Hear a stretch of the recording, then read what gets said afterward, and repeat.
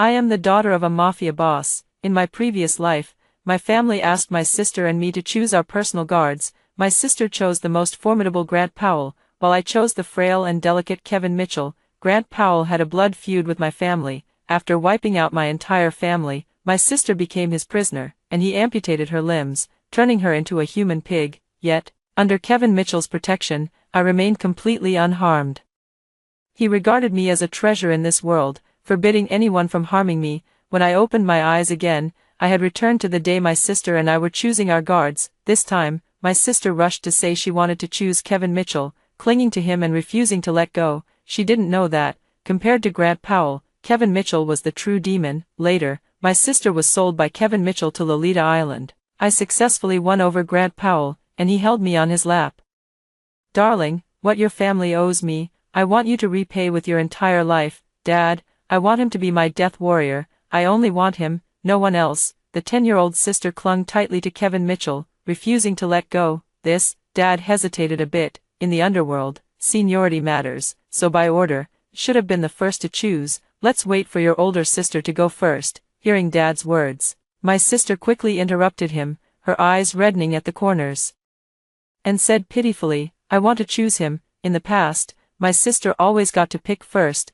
Why do I always have to settle for what she leaves behind? Watching my sister practically cling to Kevin Mitchell, I suddenly realized, she had also been reborn. In my previous life, it was also my sister who threw a tantrum and insisted on choosing first, but what she had her eye on was Grant Powell, the most formidable fighter among them. As for Kevin Mitchell, who looked so frail and weak, my sister didn't even spare him a glance. But who would have thought that Grant Powell had a blood feud with my family? At the age of 18, he killed my entire family to avenge his parents and became the new godfather of the underworld. My sister thus became his captive, reduced to a human pig with her limbs severed, unable to live or die. Protected by Kevin Mitchell, I escaped the massacre of my family. Kevin Mitchell was the young master of the Mitchell family who had been living in exile. After returning to his roots, he became the crown prince of the righteous path. Everyone said that Kevin Mitchell regarded me as a treasure in this world, forbidding anyone from harming me, but no one knew that beneath his affection lay an endless abyss and torment. Seeing my father looking at me with a troubled expression, I immediately said, It's fine, let my sister choose first. My sister happily grabbed Kevin Mitchell's hand, her face beaming with pride. From now on, you are my death warrior. You must protect me with your life, understand? Kevin Mitchell stumbled from her pull, a flicker of distortion flashing in his eyes, but he quickly suppressed it and nodded obediently. My sister walked up to me with a smug look on her face. Sister, of the remaining ones, only the one in the middle looks decent. Why don't you choose him? The one in the middle is naturally Grant Powell. He stood there with his head lowered, only in his teens, yet already exuding an aura of killing intent. My sister continued with ill intentions. Sister, look how handsome he is. Even if you just keep him by your side, it's a pleasure to look at. I rolled my eyes 1,000 times in my mind. If you like him so much, why don't you choose him? But right now, I truly have no other choice. Grant Powell is the strongest. Even if I choose someone else, I'll still end up dead when he wipes out my family. In that case, I might as well choose him. After all, he's just a kid in his teens now. As long as I reason with him and appeal to his emotions, I don't believe I can't win him over. What a joke. If my dad killed someone, just go after him. Why should I have to pay with my life? I pointed at Grant Powell and said to my dad, Dad, then I choose him. Dad nodded, dismissed the others, and gave Grant Powell and Kevin Mitchell each a jade pendant, saying he was bestowing the Miller surname upon them, and from now on, my sister and I would be their masters. Seeing the flash of hatred in Grant Powell's eyes, I couldn't help but shiver. After Dad left, my sister walked over with a smile and said to Grant Powell, Brother, from now on, it's up to you to protect our sister. You must take good care of her. Grant Powell didn't say a word, but the way he looked at me and Sarah Miller was as if he were looking at the dead. My younger sister also gave me a look as if I were already dead, then took Kevin Mitchell and left. What did I do to deserve this? I watched their retreating figures, hoping only that my sister wouldn't regret her choice in the future. In my past life, Kevin Mitchell appeared to cherish me deeply on the surface, but behind the scenes, the cruelty of his methods in tormenting me was truly appalling. Compared to him, Grant Powell's mere act of wiping out my family was nothing. Thinking of this, I glanced back at Grant Powell behind me. You don't have to listen to my dad, that old man is really bad. You can keep the surname Powell in the future, you don't have to take the surname Miller like me. Grant Powell looked at me coldly without saying a word. I shivered. Let's go, head home first. In our family, we all live separately. My dad is extremely busy, either in the middle of a gang fight or on his way to one every day. He usually doesn't pay any attention to my sister and me. My sister and I aren't particularly close either, in the world of organized crime. There's hardly any family affection, so under normal circumstances, my home will only have me and Grant Powell from now on. After returning home, I immediately had someone buy a lot of things for Grant Powell and arranged a luxurious bedroom for him. With a grand gesture, I suddenly felt the illusion of supporting him. From now on, you are my person. Whatever you like, I'll buy it for you. Who dares to bully you? I'll go teach them a lesson. Don't worry, I'll protect you. But Grant Powell showed no appreciation at all. He didn't even glance at those things. He lowered his head behind me and said coldly, "If you don't like me, miss, you can just tell the master directly. There's no need to make such jokes." I was taken aback, remembering that death warriors were the lowest existence in the underworld. Grant Powell had been trained as a death warrior since childhood, enduring endless bullying. He definitely doesn't believe me now, thinking I'm just teasing him. "I'm not joking, I mean it. You're so good-looking, I really like you." I held up 3 fingers, looking utterly sincere, as if ready to swear an oath on the spot, but he still stared at me expressionlessly. A thought suddenly crossed my mind, and my eyes instantly welled up with tears.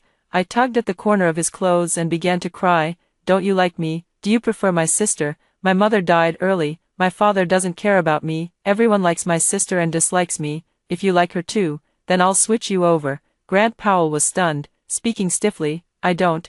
I held back my tears and joyfully rushed over to hug him. "So you like me? That's great. I'll be good to you from now on." Grant Powell's body stiffened, but he didn't push me away. From then on, I began my pursuit of Grant Powell. Grant Powell usually had to train, and I followed him like a shadow, handing him water and meals. His clothes were always torn and tattered from fighting, so I immediately bought him a whole wardrobe of new clothes. When he got injured, I would cry while applying medicine and treating his wounds. If anyone spoke sarcastically about him, mocking him as a stray dog without parents, I would step forward and kick them. "You dare insult my people, drag them out and feed them to the pigs." In short, wherever Grant Powell is, there I am. When I'm sick, I need him to accompany me for injections and medicine. When I can't walk, I need him to carry me home. As a death warrior, he can only sit outside my bedroom door every night to keep watch. Every time, I would pitifully tug at him. I'm scared when you're not in the room." Grant Powell had no choice but to start sleeping in my room, but he still sat by the door, staying up the entire night. Over the years, word began to spread in the underworld that offending anyone was better than offending Grant Powell. Otherwise, you would have seen Miss Miller coming to cause trouble for you that very day. Even the teacher who taught Grant Powell would smile when he saw me and say, "Miss, you're here to pick up I again. That child I is extremely talented, but he's just too cold. Luckily, you chose him. Now he's much more human." As soon as I heard that, I felt the timing was right. That very night, I seized the moment and lured Grant Powell into my bed. Grant Powell stood in the room with a cold, stern expression. All the bedding he usually slept on had been taken away by me. In the past, seeing him sleep sitting up uncomfortably, I had prepared bedding for him to sleep on the floor. He stared at me coldly, his hands clenched tightly. I knew he had misunderstood, so I immediately patted the bed. "It's winter now, the floor is cold. Come sleep on the bed." Grant Powell remained expressionless. "The house has underfloor heating." I pouted, on the verge of tears again. "I don't care, you sleep on the bed with me, or I'll go sleep on the floor too." Grant Powell looked at me with a complicated expression, but in the end, he said nothing and lay down on the bed. I closed my eyes contentedly, the sound of Grant Powell's shallow breathing reaching my ears. Perhaps because we've been together for so long, I actually started to feel like we were relying on each other for survival. In my previous life, although he was my sister's death guard, I still knew a bit about his circumstances. My sister valued his fighting skills but disliked his cold personality. She often beat and scolded him for no reason, even making him crawl on the ground and bark like a dog. Because of my sister, even the servants in the house could bully him at will. As long as he dared to fight back, my sister would tell Dad, and he would get another beating. "I will be good to you," I whispered softly, not seeing Grant Powell's eyes open in the darkness. But I never expected that something would happen in the middle of the night. I was choked awake by Grant Powell, his grip so strong I nearly suffocated. I struggled desperately, knocking over the bedside lamp, which crashed to the floor with a loud noise. Grant Powell seemed startled awake, looking at me with a bewildered expression before running away. I didn't see him for the next few days, until one evening when I came home late and found him sitting with his head bowed at my bedroom door, like a stray puppy. My heart softened, and I stepped forward to pull him up. "Why didn't you come inside?" But I found he was burning with fever. I had to drag and pull him to get him onto my bed, only to see him half opening his eyes, staring straight at me. "I didn't mean to." "All right. I don't blame you," I soothed him.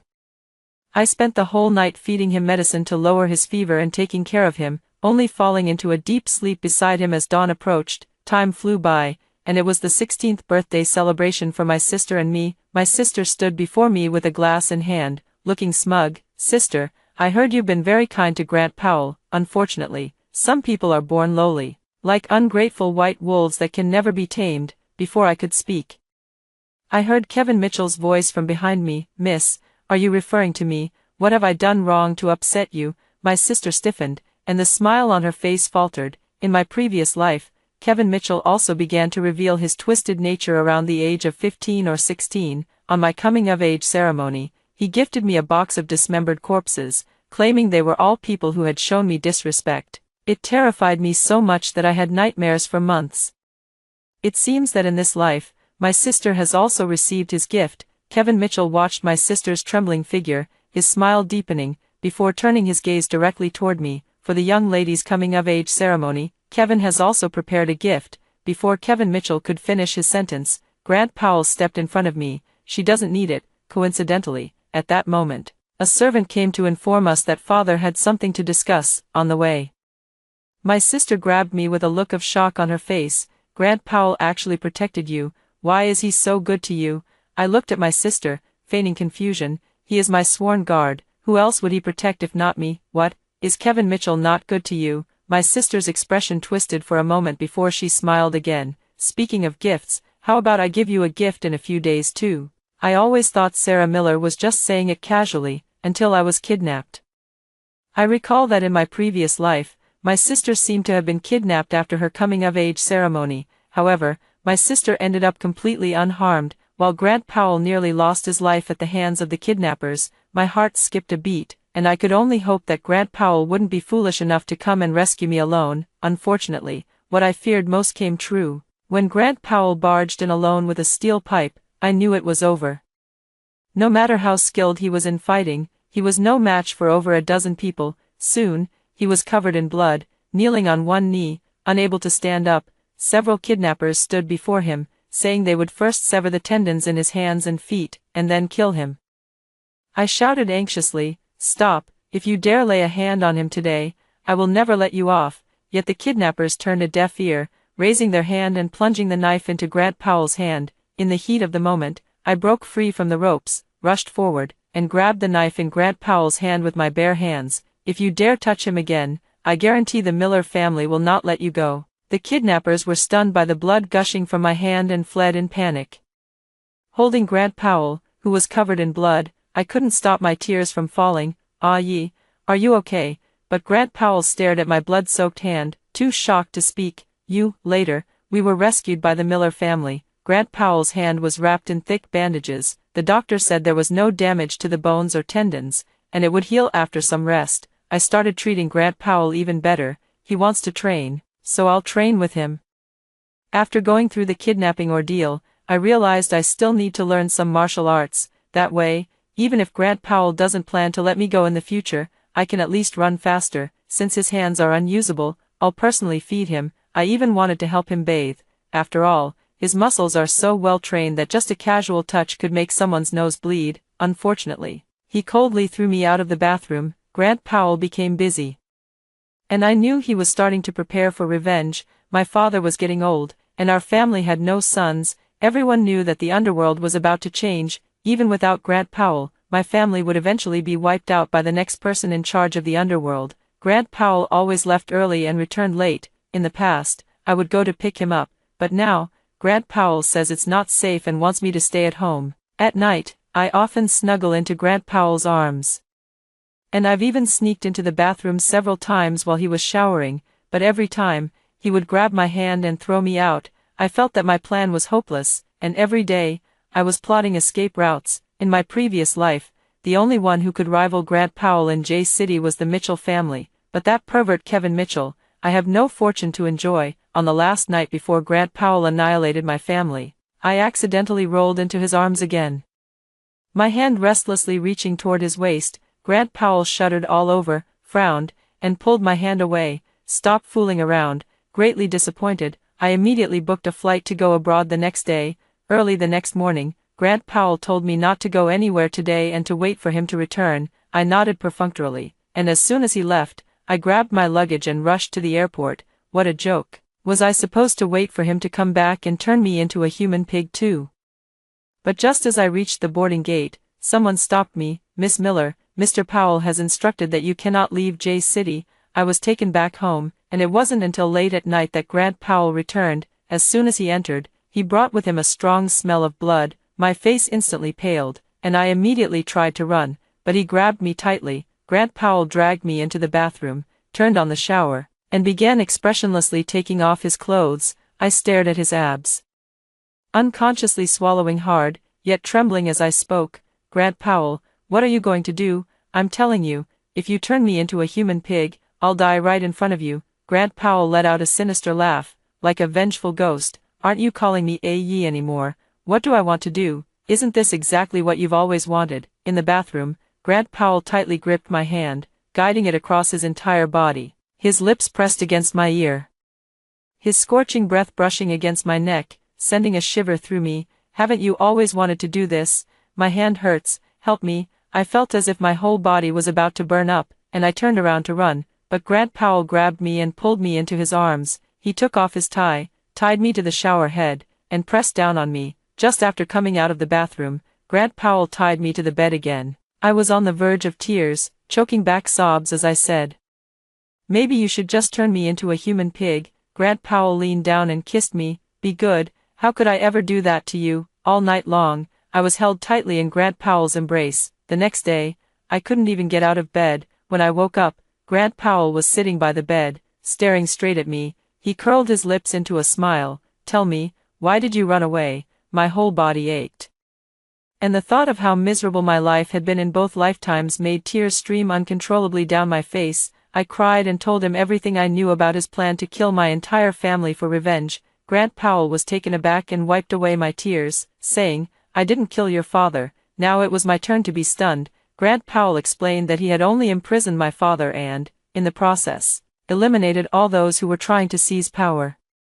He also said that he is now the new godfather of the underworld, and as long as I marry him, I will still be the underworld's beloved jewel. Grant Powell held me on his lap. Darling, what your family owes me, I want you to repay with your whole life. I sobbed in his arms. What about my sister then? Grant Powell's face darkened. She was taken away by Kevin Mitchell. Don't worry, since she dared to plan your kidnapping back then, I will definitely not let her off. Later, I agreed to Grant Powell's marriage proposal, and he still lived with me in this house from our childhood. He said this place holds all our memories from childhood to adulthood, and I have always taken good care of him. I was speechless for a moment. If I had known he had already been won over by me, why did I even run back then? I also went to see my father. He was locked in the dungeon, looking much older than before. I didn't plead for him with Grant Powell. In my previous life, Grant Powell had hung my father's head at the entrance for 3 months as a public display.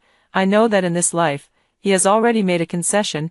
It took over half a year for Grant Powell to fully take control of the underworld. During these 6 months, the other families were completely suppressed by him, not even daring to breathe too loudly, let alone cause any trouble. Meanwhile, Kevin Mitchell returned to the Mitchell family, transforming into the crown prince of the legitimate world, enjoying a period of unrivaled prominence. Ever since I no longer had to live in constant fear, worrying that Grant Powell would come seeking revenge, I often think about my past life, when Kevin Mitchell took me back to the Mitchell family. On the surface, I was his forbidden zone. Anyone who touched me would die, but in private, he treated me like a dog. He kept me locked up at home, where I had to kneel and serve him every day. Beneath my splendid gowns, there wasn't a single patch of unblemished skin. They even had a circle, and Kevin Mitchell once took me out and lent me to a few others to play with. In the middle of the night, I would always wake up trembling with fear, tears streaming down my face. Grant Powell felt heartbroken every time and would hold me in his arms, kissing my forehead. He always thought I was afraid of the kidnapping incident from back then. And he said he would definitely get revenge for me. I don't know if it's just my imagination, but I always feel that Grant Powell's hatred for Kevin Mitchell and Sarah Miller is no less than mine. After some time had passed, Grant Powell received an invitation to the banquet hosted by the Mitchell family for Kevin Mitchell. I saw my sister again at the Mitchell family's banquet. She stood in the crowd, wearing a magnificent dress, and was exceptionally dazzling. Everyone around praised her, saying she had an outstanding temperament. No wonder Kevin Mitchell valued her so much, but her eyes were empty, clearly showing she had been tormented by Kevin Mitchell for a long time. Seeing me approach, a flicker of surprise flashed in her eyes before she resumed her disdainful expression. I never thought I'd see you in one piece, sister. That lunatic Grant Powell actually didn't turn you into a human pig. Grant Powell walked up from behind me and said coldly, "Who are you calling crazy?" Sarah Miller's face turned pale, and she forced a smile, saying it was nothing. I patted Grant Powell's hand reassuringly, telling him not to worry about us. Sarah Miller watched our interaction, her face contorted as if she couldn't accept it. How is this possible? How could he listen to you like that? I told her that Grant Powell and I were engaged, and Sarah Miller went mad, rushing forward to tear at my clothes. I don't believe it. How could he possibly want to marry you? He must have hit you. Right, you have injuries on you, don't you? Sarah Miller hadn't even had a chance to touch me before Kevin Mitchell pulled her back. Baby, what are you doing here? I have a few friends I'd like to introduce you to. Sarah Miller's face instantly turned pale, and she couldn't stop trembling all over. I reached out to stop Kevin Mitchell. Master Mitchell, it's been a long time since I last saw my sister. Could you let her chat with me a little longer? Kevin Mitchell glanced at me, revealing a meaningful smile. Since Miss Miller has spoken, how could I not give her face? With that, he gave a slight movement to the hand resting on Sarah Miller's waist. Darling, then hurry up, I'll be waiting for you. Sarah Miller looked pained, but only dared to nod obediently. As soon as Kevin Mitchell left, Sarah Miller immediately glared at me with gritted teeth. What kind of bewitching potion did you give Grant Powell? He was clearly supposed to chop off your limbs and turn you into a human swine. I looked at her with a half smile. Why do you wish for me to live such a miserable life? Sister, hasn't Kevin Mitchell treated you well in this lifetime? Sarah Miller was instantly stunned, her face filled with shock. Then, as if she had thought of something, her expression twisted into something almost manic. What did you say? Have you also been reborn? You liar, you stole my life. Everything you have now was originally mine. In this lifetime, Grant Powell should have married me. I smiled as I looked at her, but in both lifetimes, wasn't it you who made the choice first? Are you really so useless that no matter which side you choose, you end up with a bad outcome? Sarah Miller's eyes widened with fury, her gaze filled with hatred as she stared at me. Kate Miller, just you wait. In this lifetime, I will definitely live better than you. Grant Powell wiped out the Miller family, and you're engaged to the man who killed your father. You're a disgrace to the underworld. Once I become the young mistress of the Mitchell family, I'll definitely expose all your crimes. I shrugged indifferently. Not to mention my father isn't dead now. Even if our family had been wiped out, it would have been because Dad killed Grant Powell's entire family first. In the underworld, seeking revenge is only natural. It's a principle we've known since we were young. I looked at Grant Powell, only to see that he was also looking at me, his deep eyes swirling with an inscrutable light. That night, Grant Powell pressed me against the bathroom wall. I couldn't bear it and pushed him desperately. Slow down. But he didn't stop, biting my ear. I heard you and Sarah Miller's conversation. You've been lying to me all along. My mind went completely blank, not understanding how he could have heard from such a distance. His dark eyes were filled with fury, his voice as cold as ice. You were only nice to me to avoid my revenge. You don't like me. I looked at the furious Grant Powell and almost forgot that deep down, he's a villain. Damn it, seriously, how am I supposed to explain this? Watching his face grow darker, I had no choice but to struggle to wrap my arms around his neck and kiss his eyes. While soothing him with kisses, I spoke.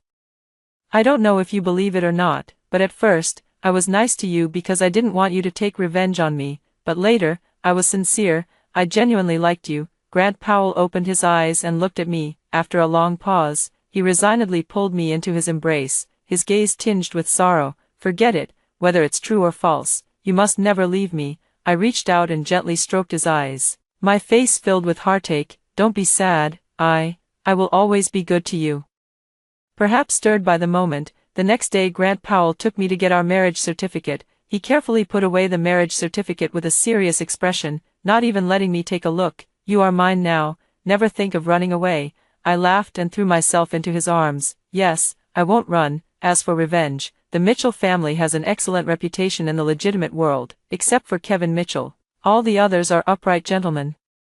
So as long as Kevin Mitchell's behind-the-scenes activities are exposed, the Mitchell family will naturally not tolerate him. Kevin Mitchell grew up in the underworld and is inherently cruel. I remember in my previous life, he not only ran casinos for money laundering but also built a Lolita Island specifically for those illegal transactions. To find evidence, Grant Powell began doing business with the Mitchell family. Not long after, Kevin Mitchell suddenly announced his engagement to Sarah Miller. Both she and Kevin Mitchell sent invitations, inviting me and Grant Powell to their engagement party. At the engagement party, Sarah Miller stood beside Kevin Mitchell. Kevin Mitchell held her hand and introduced her to various influential figures in different circles. Sarah Miller's smile instantly stiffened on her face. It wasn't until she saw me that she lifted her chin again. Looking triumphant, Grant Powell went to discuss matters with Kevin Mitchell. Sarah Miller pulled me over, smiling sweetly. "Sister doesn't come out often, so you're not familiar with the people in this circle. How about I introduce you to them?" I was naturally very familiar with those people. They were all the scions of prominent families who followed Kevin Mitchell. Each one was more reckless and wild than the last. Sarah Miller leaned close to my ear and whispered softly, "Did you play with them in your previous life, sister?" I suppressed my trembling body and looked at her coldly. "I don't know what you're talking about." Sarah Miller suddenly pulled me toward them, smiling as she said, "Let me introduce everyone. This is my sister, Kate Miller. My sister really wants to get to know all of you and said she'd like to toast everyone." Their gazes instantly fell on me, like several cold, venomous snakes. Miss Miller and the young mistress really do look alike. Both rare beauties. We'd be more than happy to accept a toast from a beauty. My face turned pale, and I knocked away the wine they offered with a backhand, immediately feeling a bit nauseous. I shook off their hands that had climbed onto my shoulders and couldn't help but take a few steps back. Only when they saw that I was truly unwell did my sister have the servants take me to rest. Seeing my pale complexion, the servant thoughtfully poured me a glass of water, but after just a few sips, I began to feel weak all over and increasingly hot. Soon, someone helped me into a separate room. Sarah Miller stood nearby, her face filled with malice. "Sister, do you think Grant Powell will still want you after tonight?" Shortly after, the few people who had urged me to drink earlier walked in one after another. One of them excitedly touched my face and happily said to Sarah Miller, "You're such a good sister-in-law. Don't worry. I'll definitely put in a good word for you with Kevin later. So he'll punish you less often." Sarah Miller smiled and closed the door. The next second, the door was suddenly pushed open, and Sarah Miller fell to the ground, clutching her stomach. I half opened my eyes and saw Kevin Mitchell storming in with a furious expression. He raised his hand and stabbed one of the men through the neck, his voice icy as he said, "Who gave you permission to touch her?" Kevin Mitchell carried me to his room. I struggled desperately, but I had no strength left. All I could do was weakly ask, "Kevin Mitchell, what do you want to do?" Kevin Mitchell gently placed me on the bed, his eyes swirling with complex emotions. "Kate, I regret it. I shouldn't have treated you like that before. Can you forgive me?" The effects of the drug left my mind in a muddled state, and I couldn't understand what he was saying at all. Kevin Mitchell stroked my hair again. "Kate, I know you've been reborn, and so have I. In my previous life, I didn't know how to love. It wasn't until after you died that I realized I loved you. In this life, I wanted to start over with you, but I was chosen by Sarah Miller. However, it doesn't matter. I've already sold her. This engagement banquet is for you." I widened my eyes in shock, and my thoughts suddenly became much clearer. I resisted his body pressing down on me, shouting in panic, "I'm already married to Grant Powell. Don't you dare mess around. If you dare touch me, he won't let you off." Kevin Mitchell's face twisted, and he pinched my chin, saying, "Do you like him?" I was feeling increasingly unwell, and with a surge of strength from who knows where, I slapped him. "Damn it, if I don't like him, do you think I'd like you?" Kevin Mitchell was so angry he laughed, and he came up to tear at my clothes, but was suddenly thrown to the ground by someone. Grant Powell, with reddened eyes, knocked him to the ground, followed by a group of thugs. Grant Powell picked me up, and I could no longer make out what he was saying. I wrapped my arms around his neck and kissed him frantically. "Ah ye, I feel so terrible." When I regained consciousness, it was already the next day. Grant Powell had been by my side the whole time, and he gently stroked my hair. "I've already avenged you." He showed me a video in which Kevin Mitchell had his ribs broken and was covered in blood, but he remained silent, his gaze cold and dark. Grant Powell said he had obtained evidence of Kevin Mitchell's dirty deeds. Now, the Mitchell family and the legitimate world can no longer tolerate Kevin Mitchell. He is currently imprisoned in an underworld jail and will never be able to come out again in this lifetime. The latter part of the video shows Sarah Miller, who had been signed by Kevin Mitchell to be sold to Lolita Island before the engagement banquet. On the day of the engagement party, she was packed up and sent away. In the video, she was being held by several people, pitifully begging for mercy. My face turned a bit pale, and Grant Powell kissed my forehead, his heart aching. "I'm sorry, I arrived too late." While he was searching for evidence, he triggered a mechanism, got locked in the room, and that's what put me in danger. I shook my head, but tears fell. What Sarah Miller experienced was merely what I went through in my previous life. These scenes flashed before my eyes, making it hard for me to tell who the person in them really was. Seeing me cry, Grant Powell immediately panicked. He asked if I had been too lenient with Kevin Mitchell and Sarah Miller, saying he would go back and teach them another lesson. Looking at Grant Powell's face, I cried and laughed at the same time. "No, I'm just glad you're by my side." On the day of my wedding to Grant Powell, news came from the prison that Kevin Mitchell had died. He had somehow found a rope and hanged himself in his cell, and all those who had once been in Kevin Mitchell's circle either went bankrupt or met with untimely deaths. It was as if someone was avenging my past life. I looked at Grant Powell standing in front of me, smiling, and it seemed I understood something. I happily rushed forward and hugged him, just like the day I brought him home when we were children. As for everything else, it didn't matter anymore. Kate Miller didn't know, I was also reborn. In my previous life, I killed her father, crippled her sister, and became the godfather of the underworld. She was taken away by Kevin Mitchell and hidden. I don't know how many years later, I was betrayed by a few people who wanted to take my place and was on the brink of death. It was Kate Miller who saved me. She was trapped in the cage Kevin Mitchell had built for her, looking as if she could be scattered by the wind at any moment. I asked her, didn't she hate me? Why did she save me? She said that seeking revenge in the underworld was only natural. It was her family who owed me. After I recovered from my injuries, I returned to the underworld to deal with those who had betrayed me, but I always think of Kate Miller. I lost both my parents and was raised as a death warrior from a young age, enduring endless bullying in the underworld. No one has ever been kind to me, and Kate Miller was the first. I thought that maybe after I finish handling things, I could go pick her up and bring her back. After all, this is her home. But before I could go to pick her up, she died. I had a feeling her death was related to Kevin Mitchell, so I took the job to kill him. On the day I went to kill Kevin Mitchell, he didn't even fight back. He was like a madman, just talking to me all night about Kate Miller. I just found out what they had done to Kate Miller. Filled with rage, after killing Kevin Mitchell, I went on to kill everyone else who had bullied Kate Miller. I provoked public outrage, and the righteous sects joined forces with the underworld families I had suppressed to launch a crusade against me. In the end, I died too. When I died, I didn't feel any resentment at all. Kate Miller was right. Seeking revenge in the underworld is a matter of course. I just felt a bit unwilling. Sometimes I wonder, if Kate Miller had chosen me back then, would everything have been different? I closed my eyes and lost consciousness. When I opened my eyes again, I had returned to the day when Kate Miller and Sarah Miller were selecting their death warriors. This time, Kate Miller chose me. Kate Miller took me home, prepared many things for me, and told me she would protect me. I was a bit confused, unable to tell what was real or fake for a moment.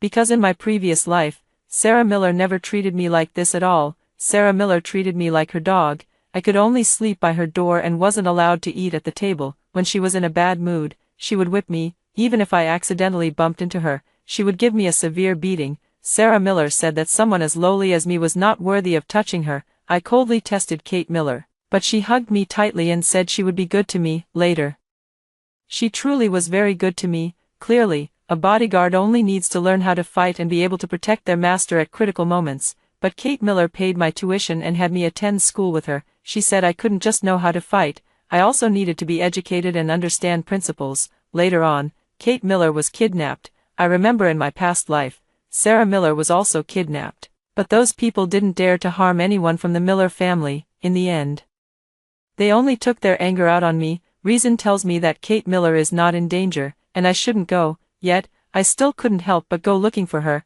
I couldn't defeat those kidnappers. they said they would sever the tendons in my hands and then kill me, just as I was prepared to be seriously injured again today. Kate Miller rushed over and grabbed the knife that was stabbed into my hand. Seeing her injured, the kidnapper ran away in fear. I looked at the blood on her hand.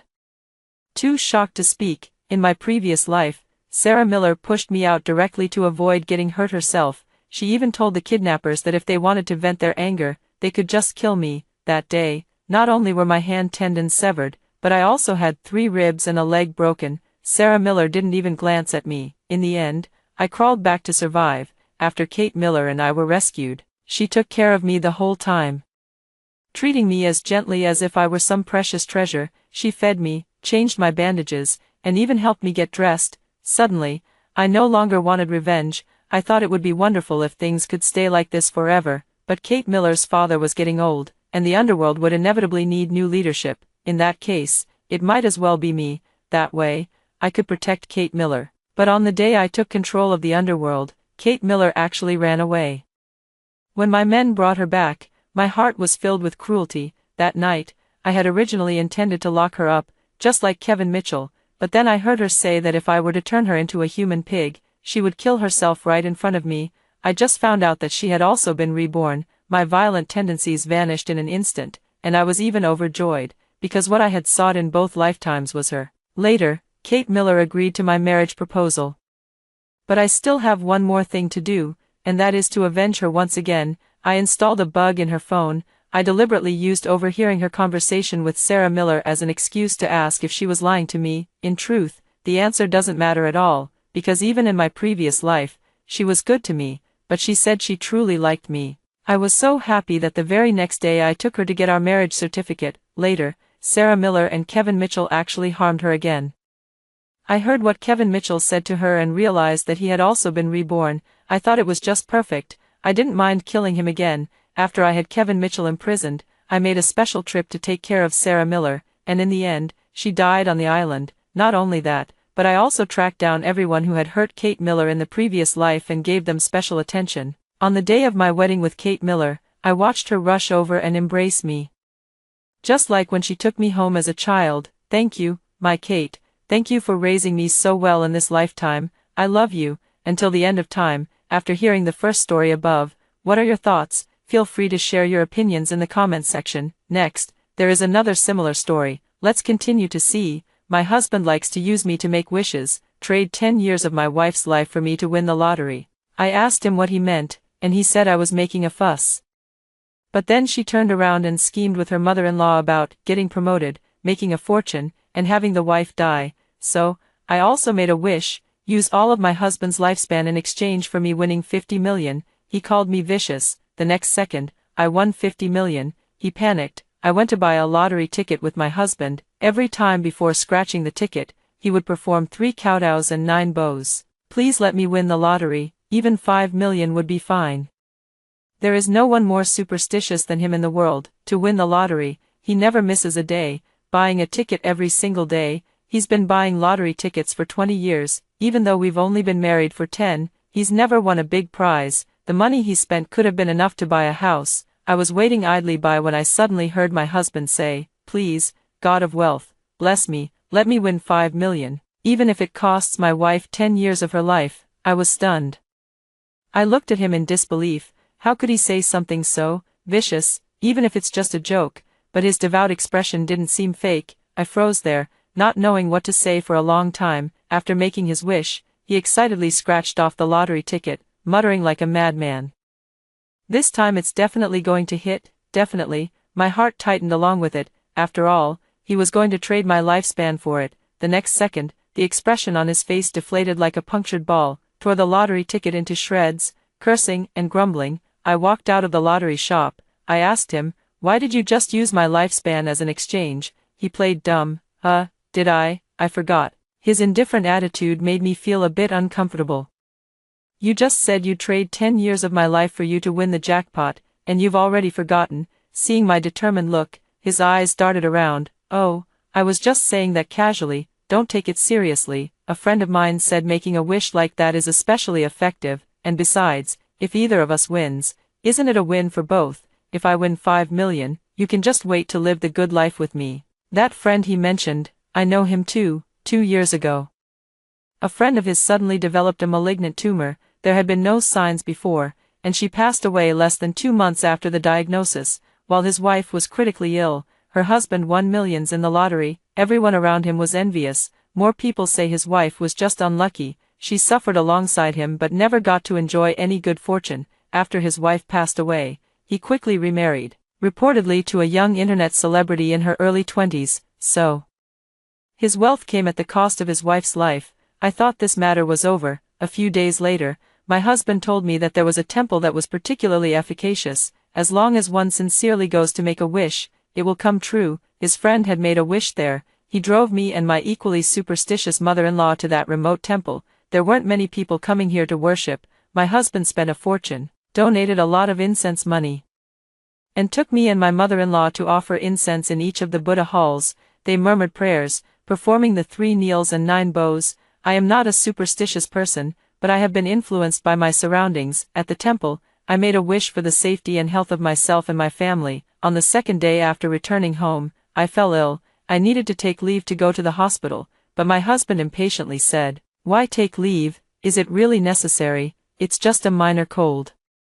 Don't let it interfere with your work and earning money." I only thought I had caught a chill, so I didn't go to the hospital. As a result, this illness hasn't gotten better even after 2 weeks. They went to the hospital but couldn't find any issues. It was really strange. I told my husband that maybe we should go to a hospital in a big city. He told me not to waste money. It wasn't necessary. After finishing my evening shower, I suddenly heard the sound of hushed whispers coming from my mother-in-law's room. "Mom, do you think we've succeeded?" "It's quite possible. How long has Teresa been sick?" "About half a month." "Right." I found it strange. Why were they so happy that I had been sick for so long? Last time I went to the temple, I made a wish to trade 10 years of her life for my wealth. Seeing her cough like this, I doubt she'll live much longer. Maybe her total lifespan is only 30-something years. It's almost over. My husband's words made me feel as if I had fallen into an icy abyss. Although I'm not superstitious, I never imagined that the person lying beside me could harbor such deep malice toward me. So, he's been eagerly waiting for me to die. My mother-in-law also chimed in. "Your incense money wasn't donated in vain. This time, the Bodhisattva must have heard your heartfelt prayers. But last time at the temple, I encountered a monk dressed in monastic robes." He stopped my husband.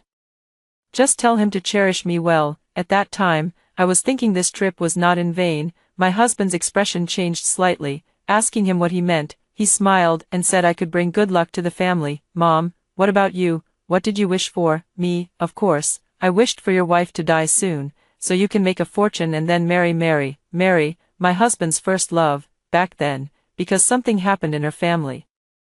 My husband couldn't afford the money and couldn't marry her. The two of them went their separate ways. He ended up with me later. Even after 10 years of marriage, my mother-in-law still thinks about her more than my husband does." It felt like something was stuck in my throat. The hand holding the doorknob slowly let go. If it weren't for this illness, I might have remained in the dark all along. As for me, I wished for my family's good health. Looking at it this way, I seem like a clown. They didn't even treat me as a human being. Once again, my husband knelt and bowed before the household Buddha statue before the lottery draw. "Please, Bodhisattva, grant me great wealth. Let me win the jackpot. Help me rise to a high position. Let me win 50 million in exchange for 10 years of my wife's life." My hand trembled, and the teacup rolled onto the floor, shattering into pieces. My husband turned his head and glared at me. "What do you mean by that? Are you deliberately causing trouble while I'm praying to Buddha? Don't you want me to get rich?" Hearing the noise, my mother-in-law also rushed out of the room. "Oh my goodness, Teresa, what are you making such a fuss about? What good does it do you if Leo doesn't get rich?" My eyes grew a little red. It was just a teacup that slipped from my hand and fell to the ground. "Mom, your son just said he wants to trade 10 years of my life for his own wealth." My mother-in-law didn't expect me to complain right to her face. She was taken aback for a moment. A hint of panic flashed across her face, but soon that guilt was replaced by stubborn excuses. "Leo was just saying that offhandedly. You must have misheard." Hearing her explanation, I sneered coldly. "Fine, next time I'll use his lifespan to make a wish." At that, she grew anxious. "Teresa, what do you mean by that? How can you be so vicious? My son was just speaking offhandedly. And you're already cursing him." I raised an eyebrow and looked at her. "Mom, I haven't even made a wish yet. Why are you in such a hurry?" I was just speaking off the cuff." My casual demeanor made her look like a clown jumping up and down in a frenzy. Her face instantly turned the color of liver. "But I clearly heard you were about to curse my son." "Nothing of the sort, Mom, you're overthinking it." Just as I was about to enter the room, she brought up old grievances. I said back then we shouldn't have let that malicious woman into the family. "Leo, your retribution has come." Leo, kneeling on the ground, was already in a foul mood after seeing that the lottery ticket hadn't won. "What do you mean my retribution? Weren't you the one pushing for marriage back then? Otherwise, how could I have ended up with her?" As the two of them argued, the conflict gradually shifted toward me. "You two haven't had a child all these years, so why not just get divorced sooner rather than later? I see Mary is single too. You two would be a perfect match," my mother-in-law said to my husband in a fit of rage. "As far as I know, his first love, Mary, is divorced and has a 3-year-old son. Why would she think her husband's ex-girlfriend from 10 years ago would still be interested in him? Besides, after all these years, my husband has only gained weight and become lazier.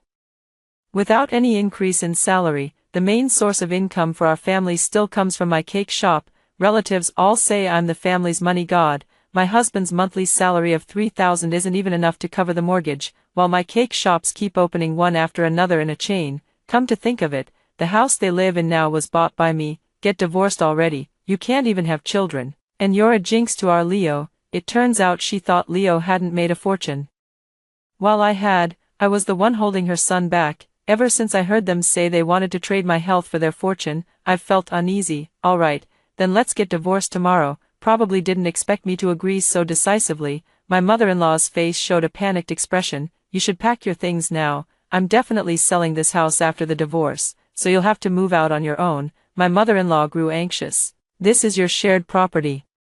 "You know it's our shared property, Mom, so why don't you move out first?" My husband also got anxious. "Even if you bought it before marriage, after all these years, it's considered our shared property." The mother-in-law, who had just been shouting for us to get divorced, now didn't want to anymore. One moment she complained that the divorce settlement was unfair, the next she said a divorced woman would be unwanted.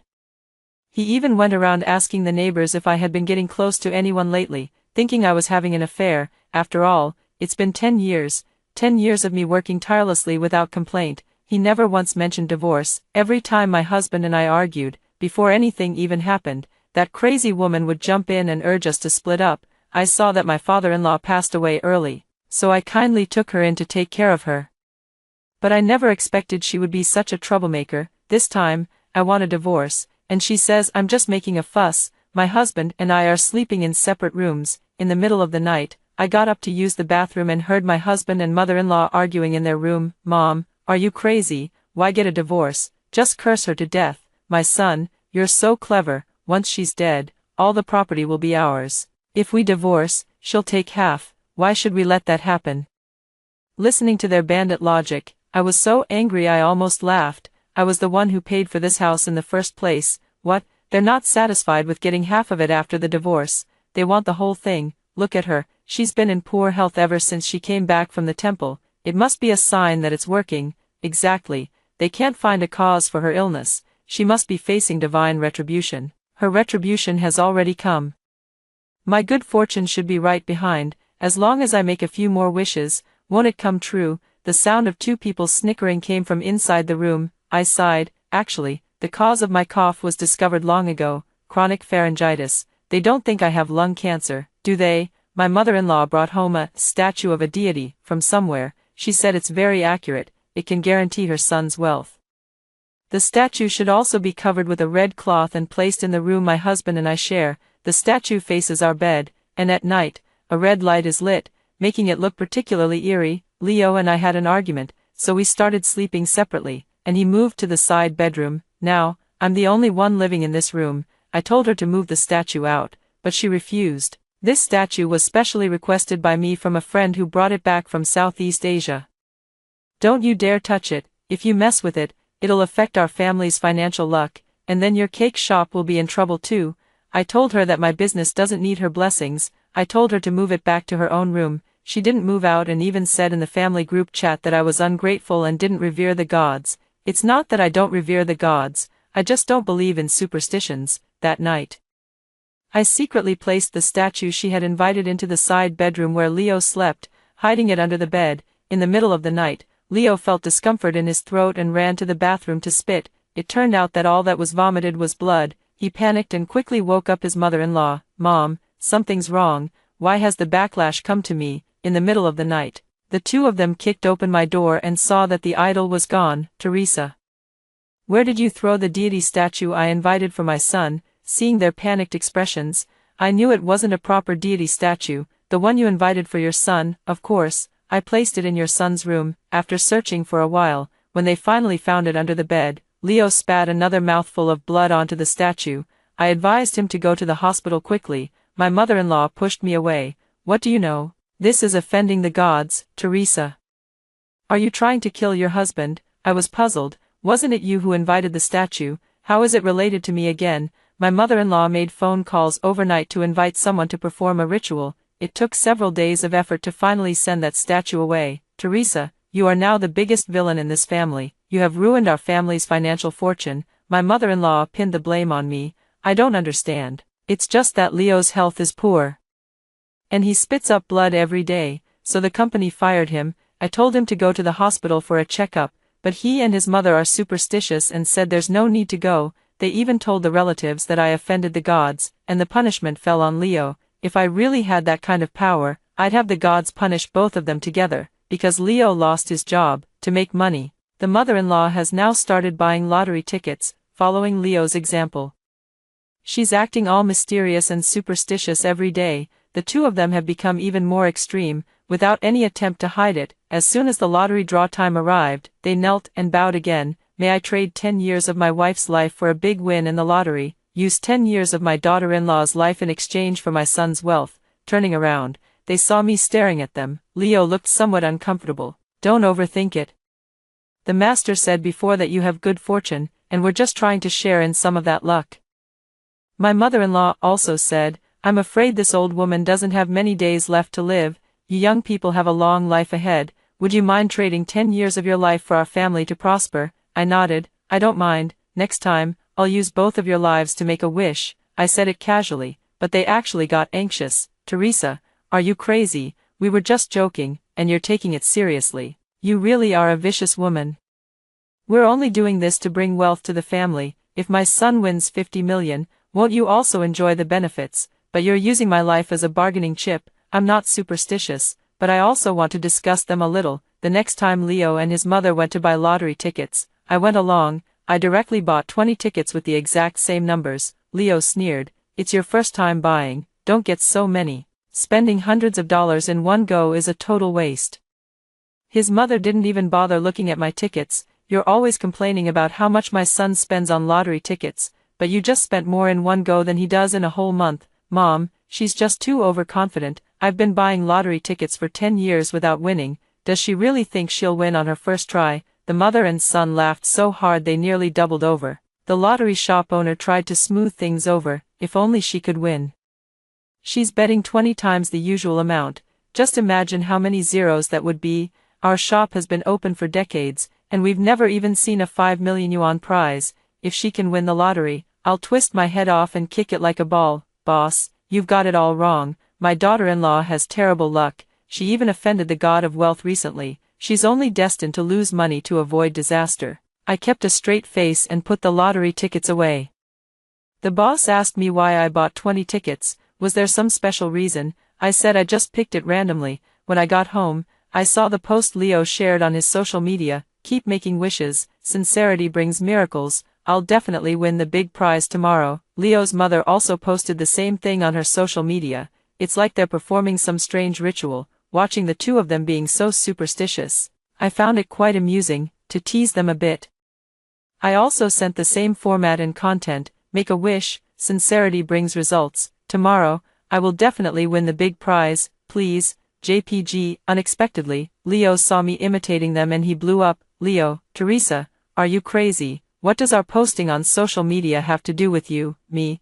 Then what does my posting on social media have to do with the two of you?" "Leo, you're just a copycat. Delete that post right now. I just don't get it." I casually copied a WeChat moment. "What's wrong with that, Leo? Don't be so ungrateful." We consulted a master to calculate the perfect timing, location, and harmony before posting that moment. what does it have to do with you? So that's how it is. They believe that posting in this format on WeChat Moments carries some kind of divine power. No wonder they didn't want me to piggyback on it. I'm not deleting it. And I even turned off notifications for Leo's messages, not long after. Leo started bashing me on his social media feed. Seriously, I'm dying of laughter, guys. My wife went crazy today, copying me by buying lottery tickets, 20 times the usual amount, spending over $500, like a total idiot. So hilarious, she actually thinks she might win, putting on an act over there. I've been buying them for 20 years and haven't even won a 500 yuan prize. Does she really think she's going to hit a few million? Everyone in the comments section is mocking me, saying I'm overthinking it. Lotteries nowadays are all scams. If they can't sell tickets, they just market them as having a big jackpot. In reality, who actually wins the big prize? They're all plants. During dinner that evening, Leo's mother said, "Today I saw Mary taking care of her child all by herself. She lives in the neighborhood right next to ours. I think it's quite pitiful for her to be raising a child alone. Why don't we invite her to live with us?" My husband didn't even ask for my opinion. I think that's a good idea. That way, we can look out for each other. Mutual, looking out for each other. What kind of mutual support could there possibly be between a married man and a mother with a child? The two of them acted as if I were invisible, talking back and forth. She even has plans for where her ex-girlfriend's son will go to school. Is she carrying your child? I suddenly spoke up. My mother-in-law snorted. I wish it were Leo's. Mary is young and beautiful, gentle and ladylike, and she had never been in a relationship before she got together with my son. Where else can you find a girl like that? And Leo and I met through a blind date. My mother-in-law thinks that after so many failed blind dates, it was her son who kindly picked me up. Indeed, what you can't have always stirs restlessness. If she and her son move in, where will I live? My mother-in-law looked surprised. You, wait until my son wins the lottery, then we'll buy another house, and you can move out, as if her son is guaranteed to win the lottery. Mom, he's been buying tickets for 20 years and hasn't won yet, Leo said with certainty. It's coming soon. I consulted the master last time, and he said our family is about to strike it rich. Our family, logically speaking. These two are just waiting at home for a pie to fall from the sky. The probability of striking it rich is almost zero. Is there a possibility that the master was actually talking about me? My cake shop was recently recommended by an influencer, and orders and positive reviews have been pouring in. Are you crazy? What does it have to do with you? How much money can that shabby cake shop of yours make? You won't get rich, but you won't starve either. If you're waiting to make a fortune, you'll have to wait another 10 years, seeing how confident they were. I really wanted to tease them. Hey, what if I win the lottery? It's not necessarily about getting rich from the cake shop, right? Are you dreaming? You think you'll win on the first try? If it were that easy, would I have been buying tickets for 20 years? My mother-in-law's spit practically landed on my face. Teresa, what do you mean by that? Did you win the lottery or something? If you won, would you think you're above everyone? How dare you say that? Who do you think you are? I smiled. I suddenly remembered I also have a first love. If I win the lottery, I'll bring him to live here, and you two can move out. They looked as if they had heard the biggest joke. Shouldn't you go check yourself into a mental hospital? You bought the lottery ticket this afternoon, and it's only been a few hours. Are you already dreaming about winning, Teresa? Even if you win, it'll be at most 20 yuan. How about we make a bet? If you win the lottery, no matter how much, I'll give you 10 times the amount. Just before the lottery draw, the whole family gathered around the television. Leo and his mother-in-law placed a Buddha statue in front of the TV, burning incense and taking a ritual bath. They even posted about it on social media, waiting for the draw. There are others in the family who also have the habit of buying lottery tickets. And they're all waiting. May I trade 10 years of my wife's life for a big lottery win? May I trade 10 years of my daughter-in-law's life for my son to win 5 million? As they made their wishes, they even recited their ID numbers, making it seem as if it were the real deal. There's 1 minute left until the draw. I also followed suit and said, use my husband's entire lifespan in exchange for me winning 50 million in the lottery. As soon as I finished speaking, my husband grabbed me by the collar. Teresa, what do you mean? How can you be so vicious, cursing me? My mother-in-law also got anxious. You shameless woman, why use my son's entire lifespan? We only used 10 years of your life, but each of you made a wish, adding up to 20 years in total. Say another word, and next time I'll use your entire lifespan. Mother-in-law fell silent. The lottery results are out. The lottery results are out. My husband pushed me aside and quickly took out the lottery ticket to check. Mother-in-law also hurriedly pulled out her lottery ticket from her pocket and put on her reading glasses. A moment later, both of them looked dejected. Sigh, didn't win again. They looked at me. What are you looking at? You didn't win. Just at that moment, the lottery shop owner called. Leo, brotherly, congratulations, your wife won 50 million. I saw her buy 20 tickets. So I figured she must be pretty confident, and I bought one too. I won as well. Ah, the voice on the other end of the phone couldn't control its emotions, nearly going mad with excitement. What did you say? Leo's face turned as pale as paper as he looked at me. Did you win the lottery? My mother-in-law was also stunned. Impossible. How could she win the lottery? It's her first time buying a ticket. How could something so lucky happen? They asked me to take out the lottery ticket and show it to them. How could I possibly give it to them? Tao, hurry up and find the lottery tickets. Look, you bought 20 of them, and even if you win the big prize, you won't be able to spend it all. Why not give each of us 5 tickets? I spread my hands. I gave the lottery tickets to my friends to keep safe for me. My mother-in-law immediately changed her expression. Impossible. They must be in the house. Hurry up and bring them out. What do you mean by hiding the big prize? If Leo wins, wouldn't he share it with you? We're family. With that, the two of them rushed into my room to search. The next second, Leo suddenly spat a mouthful of blood onto the floor. He clutched his chest, wearing an expression of extreme pain. With a thud, he collapsed to the ground. The mother-in-law was so frightened she nearly fainted from shock. My son, what's wrong with you? She shook Leo's body violently, glaring at me angrily. It's all because of you, you wicked woman. You're vicious, you're shameless, you cursed my son to death. She rushed forward, trying to hit me. Leo on the floor was already foaming at the mouth and convulsing all over. Forgot about you. I'll curse you next time. I pushed her hand away. She grabbed the hem of my pants. Where are you going? Leo is also your husband. You've been married for 10 years. Are you just going to abandon him now that you've won the lottery, you ungrateful woman? I'm telling you, even if you get the prize money, you have to split it with us. The boss saw it. The 3 of us bought it together. I looked at the unconscious Leo, rubbing my forehead. All right, I'll burn it for you later. Leo was taken to the hospital by ambulance. My mother-in-law kept scolding me in the car, telling the medical staff that her daughter-in-law was unfilial, saying I bring misfortune to my husband. The medical staff pushed her away. We're trying to save your son. If you keep grabbing us, he'll die in the ambulance. She burst into loud sobs, saying everyone was bullying her. An old woman. Why is my fate so bitter? My husband passed away early, and my daughter-in-law is a jinx to her husband. She's just too malicious. I retorted sarcastically. Have you ever considered that maybe you're the one who jinxed your husband and your son? She wiped her tears. Are you bullying me? I have a lot of relatives in the countryside. I'll call them to teach you a lesson. Go ahead and call them. The lottery ticket isn't with me anyway. I've already sent someone to cash it. Even if you bring a whole crowd, can they scrape together the money for your son's treatment? She froze for a moment. You have to split the money with us, otherwise, we'll sue you in court. Did you hear me? I was getting a bit impatient with her pestering. I already said I'll burn it for you when you die. What's the rush? When we got to the hospital and needed emergency treatment, my mother-in-law took a step back when it was time to pay. You're Leo's wife, you should be the one to pay.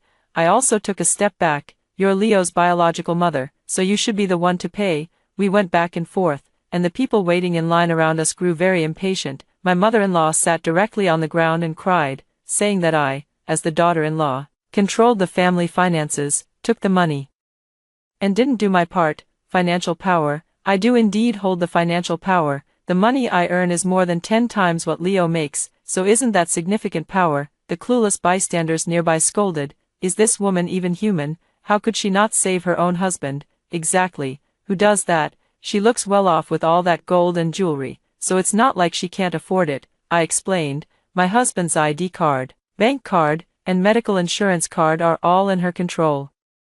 If she doesn't hand them over, how can I pay the bill? After we got married, my mother-in-law said she was afraid we would spend money recklessly, so she took away Leo's salary card and everything else, even the 80,000 yuan in bride price given at the time of marriage. She took it and never returned it. The beneficiaries of Leo's various commercial insurance policies are all written in her name. The household income has nothing to do with me, so why is it that when it comes to spending money, they suddenly remember me? My mother-in-law patted her pocket. Oh no, I forgot to bring it. It's okay, Mom, don't you still have the contact information of relatives and friends in your phone? You can borrow from them, I suggested. She immediately stood up from the ground. Teresa, you just won a 50 million yuan jackpot. And you want me, an old woman, to borrow money to pay for Leo's medical treatment? The way people around me looked at me instantly changed. Is it really true? 50 million? I've only seen that on TV. I haven't heard about it. Someone in our city won 50 million. Wouldn't that make the news? If you win a huge lottery prize, you must never let anyone know, or you'll become a target for criminals. The old woman deliberately brought it up in a place like a hospital where everyone is short on money, clearly not wanting me to have an easy time. Mom, your Alzheimer's disease is getting worse. The doctor told me a long time ago to take you for a follow-up, but I was too busy and forgot. Now you're just talking nonsense and imagining things all day. I held onto her sleeve and said, come on, I'll take you to register at the psychiatric department. I'm not sick, let go of me, someone. Please save my son. My mother-in-law scraped together the money for Leo's emergency treatment and paid it up front. The doctor called me over and told me the truth. Leo was already in the late stages of lung cancer, with only a few days left. I asked the doctor when Leo's illness had started to develop. He said it had been at least 10 years. It suddenly occurred to me that Leo had never liked going for checkups all these years. Whenever the topic of going to the hospital came up, he would say they were overcharging. She still won't let me go. When I arrived at Leo's bedside, my mother-in-law was talking to him, who had just opened his eyes. Son, I've already asked the doctor. It's just a small growth on your lung, nothing else. When you're discharged from the hospital in a while, have your wife take us on a trip around the world. I'm telling you, your wife won 5 million, and she can't possibly spend it all herself. When she dies, it'll all be yours. You need to take good care of yourself and get out of the hospital first. I looked at my foolish mother-in-law and couldn't be bothered to argue with her. I told her that I would hire a caregiver for Leo later, and since I still had to work, I wouldn't have time to visit him. Leo, with tubes inserted into his body, couldn't speak but just stared at me with resentment. My mother-in-law grabbed me. Hire a caregiver, Teresa. You got 50 million by trading my son's life. You must serve him at his bedside. I spread my hands. Trading your son's life. The doctor said your son's illness has been going on for 10 years. You didn't get him checked yourselves, and now you're blaming me. If we're talking about who harmed him, isn't it you? You brought in some kind of idol, and as soon as you placed it in Leo's room, he started vomiting blood. Isn't all this trouble you brought upon us? Mentioning this, my mother-in-law panicked instantly. Cold sweat was streaming down. No, it wasn't me. Her voice was trembling, yet she couldn't deny the fact. It wasn't me. My son was fine at that time. It was you. You said you'd trade my son's life for 50 million. After you said that, my son was gone. It was you. With that, she stepped forward to push me, acting unreasonably and without any sense of propriety. The family members of the surrounding patients stepped in to break up the fight, yet she was there playing the victim, throwing all the blame on me. Everyone, I saw it with my own eyes. My daughter-in-law said she would trade my son's life for 50 million, and right after she said that, she won the lottery. She was so confident, her chest heaving with anger. And you still say it has nothing to do with her? I sighed. Ah, is it really that accurate? Then next time I make a wish, I'll use your life, so you two can keep each other company. My mother-in-law fainted on the spot, out of humanitarian concern. I hired 2 caregivers for my mother-in-law and Leo, who take care of them closely every day. Meanwhile, I took a flight to claim the grand prize. I immediately bought a house in a high-end residential complex in another city and moved my parents there. The place is heavily guarded to prevent Leo's relatives from coming to borrow money. My parents didn't tell anyone else about my lottery win. Instead, my mother-in-law made a big deal out of my lottery win. She called me an unfilial child, a husband killer, and the first person to curse her husband to death. I had originally wanted to leave Leo with some dignity before his death, but I never expected that my mother-in-law's relatives, unable to reach me, would only escalate their behavior. My mother-in-law even participated in some journalist's interview. She made money by giving interviews and leaking my privacy. As a result, my cake shop was forced to close down. In that case, I don't need to show them any mercy either. I will no longer hire a caregiver for Leo, nor will I continue to cover his hospitalization expenses. At the same time, I will sell the house we own. On the day of moving, Leo's mother refused to leave, claiming it was her son's house. I smiled and reassured her, Auntie, if we don't sell the house, where will we get the money to treat Leo? But if you sell it, where will my son live when he comes back? In a few days when he's discharged from the hospital, he'll have nowhere to stay. When he's discharged, we'll find him a more spacious place to sleep. Leo's mother, having no money for his treatment, went to the hospital and asked the doctor to discharge Leo. You just have a small growth on your lung, right? Is it really necessary to stay in the hospital for so long? Hospitals are just trying to rip you off. She insisted on having Leo discharged and argued with the doctor. A family member of another patient nearby whispered a reminder, it's not a small package. It's advanced stage lung cancer. She scratched her ear. What advanced stage lung cancer? I don't understand. We didn't have so many illnesses back in my day. Leo on the hospital bed understood. His face turned ashen, and he instantly lost all strength. He agreed to be discharged from the hospital. I heard that Leo's mother took him back to their rural hometown. Son, let me tell you, if Teresa wants to divorce you, we absolutely cannot agree. She has 50 million in her hands.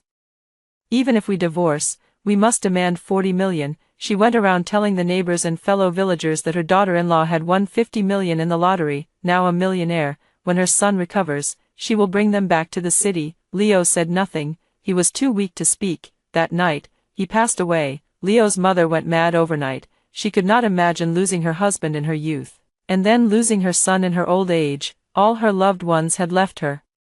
The blow was too great. Holding Leo's body, she chuckled foolishly. Ah Wei, your dad is here to pick us up. But no one ever responded to her again. In the end, a kind neighbor helped her dig a pit and bury Leo. Now, Leo truly resides in a much wider place, and Leo's mother turned into a madwoman.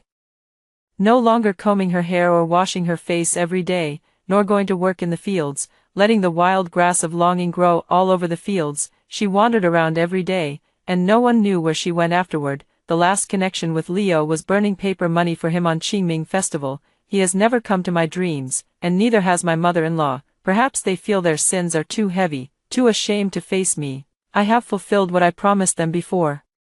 I burned 50 million for them. A woman walked up beside me, also picked up a stack of paper money, and tossed it into the fire. I looked up to see a familiar face. She had always been Leo's screensaver, his first love. Mary, I'm surprised to see her here. She smiled and said, I heard you won 50 million, congratulations. She still remembers Leo. Leo's mother used to say that if Leo ever won the lottery, she would bring you back. Her hand, which was scattering paper money, paused for a moment. Is that so? She lied to you. Leo and I have long had no chance together. I asked her, now that she has money, does she regret not being with Leo? Muttering like a madman, this time it's definitely going to hit, definitely going to hit. Original beggar. I only found out later that when she broke up with Leo back then, it wasn't because her family was short on money that they split up. Instead, it was because Leo was caught soliciting prostitutes multiple times during their relationship. I never even thought about getting back together with him, she said, staring into the flames. Those were just words they said to upset you. If you really believed them, you'd be falling right into their trap. I only found out about these things today. No wonder Leo never lets me see his phone. How many more secrets does he have that I don't know about? But it doesn't matter, he's already passed away. No need to add unnecessary worries over someone who's already dead. Congratulations.